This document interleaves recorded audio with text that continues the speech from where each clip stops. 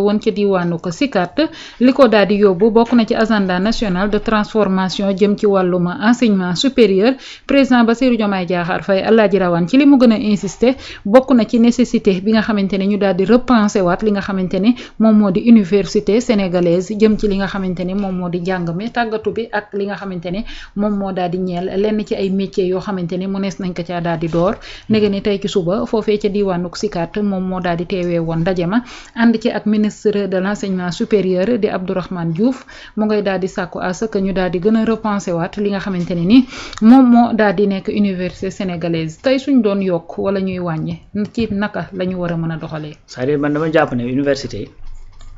sama conviction la et puis c'est ma conception effectivement de l'enseignement dama jàpp ne université dafa war a nekk lu élitiste man loolu laa jàpp. c'est-à-dire dafa war a nekk loo xamante ni maanaam du ñëpp dañuy jóg ne. Après le bac amul beneen issue bu dul dem université. C'est-à-dire ça c'est pas viable parce que doo ko attan mënta ne. Donc chaque année li nga xamante ne moom ngay am ci ay bachelier lépp nga war ko jóge dugal ko université. C'est-à-dire c'est pas viable du tout. Man je me rappelle bi may def première année université en géographie. C'est-à-dire on était 2300 étudiants en première année. En ce même moment fac droit. Première année ñu ngi nekkoon 7800 et quelque chose tu vois.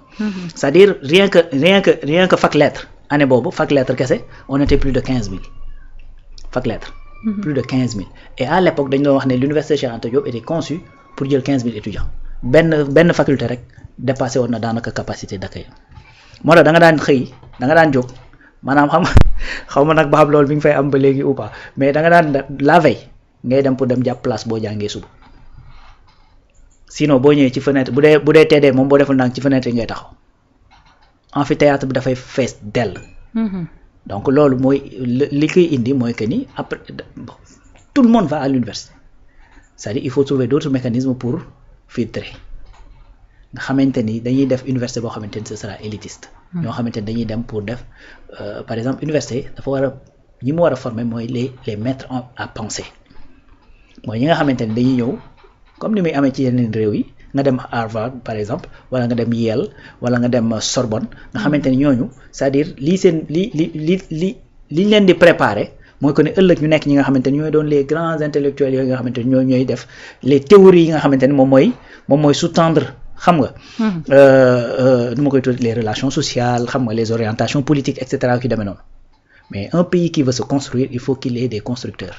c'est-à-dire il faut qu'il y ait des manuels. Il faut mu am ay techniciens.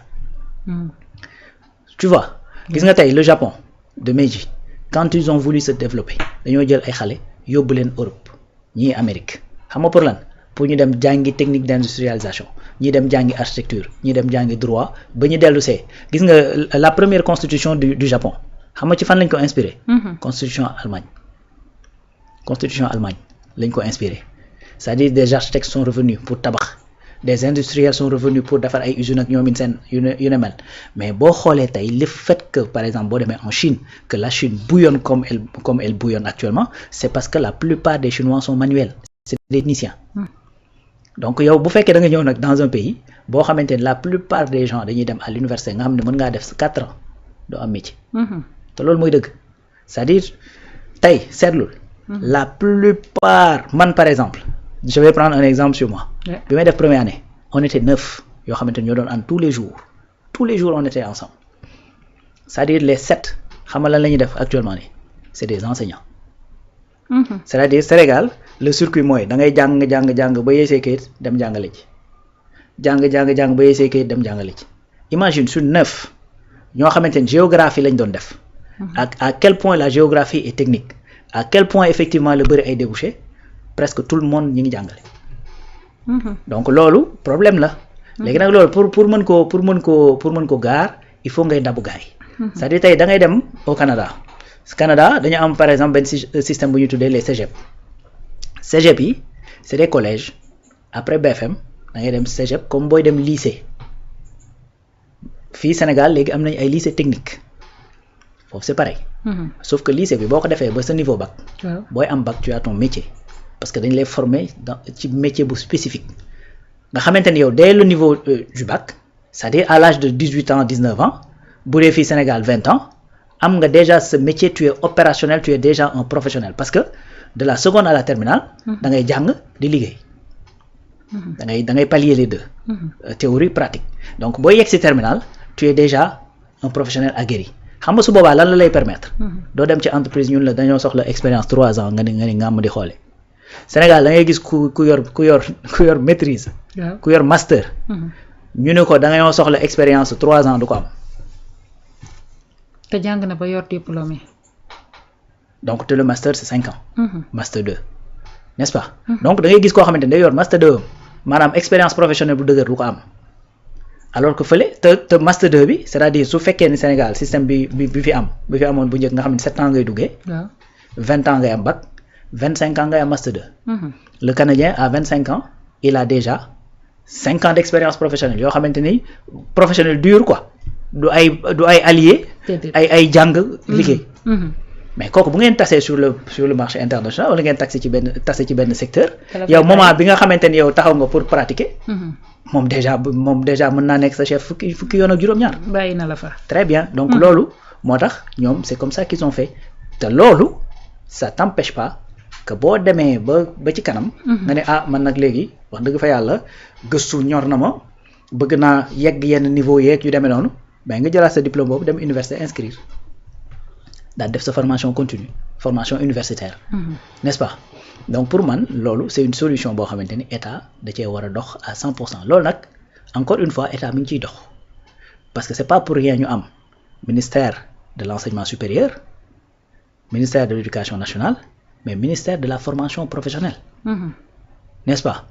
donc état mi ngi ciy dox régime bi fi jógee am na lu ñu tàmbali woon et dafa bokk ci baax yi nga xamante ni ñoom bàyyi nañ ko fi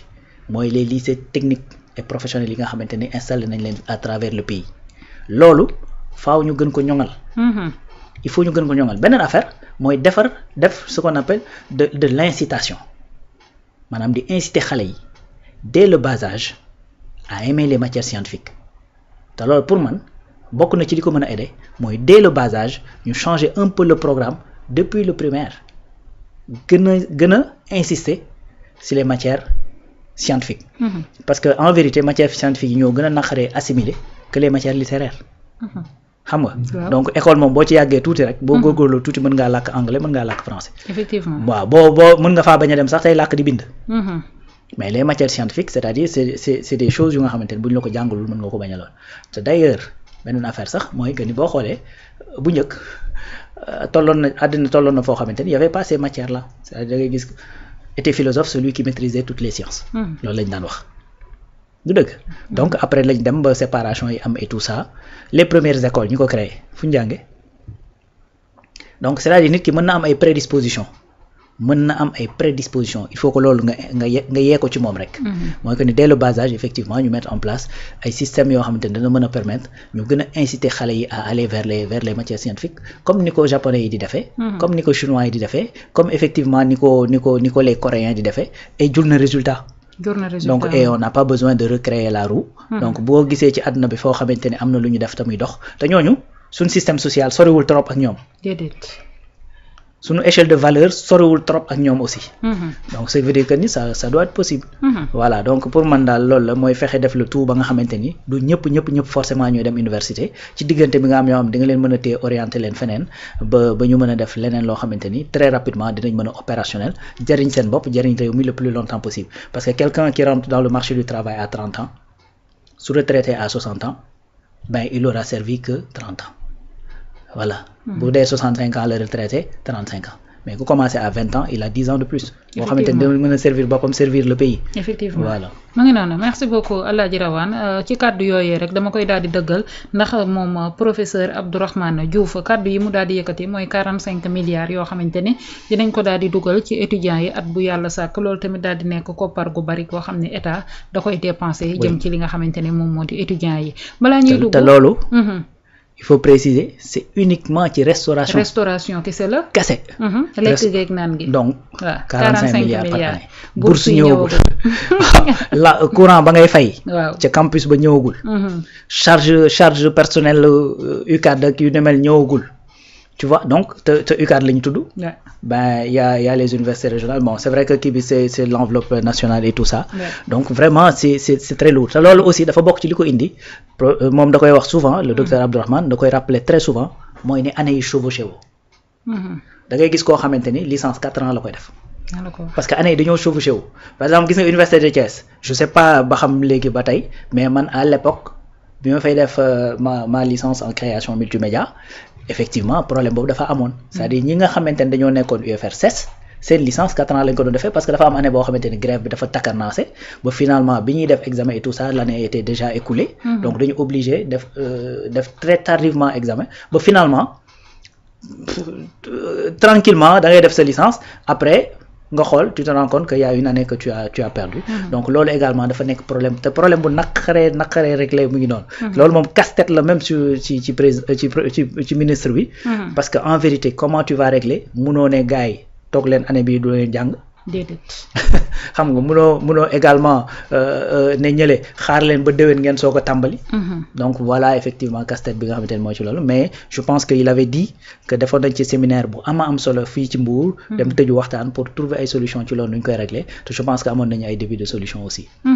du ñu ñàkk ne solution dana ca daal di am balaa ñuy jël suñu mujjantalu sujet ñu ngi ñuy jox information comme quoi que Ngoné Saliou Diop daal dinay génn ci audition bi nga xamante ne ñu ngi ko doon defal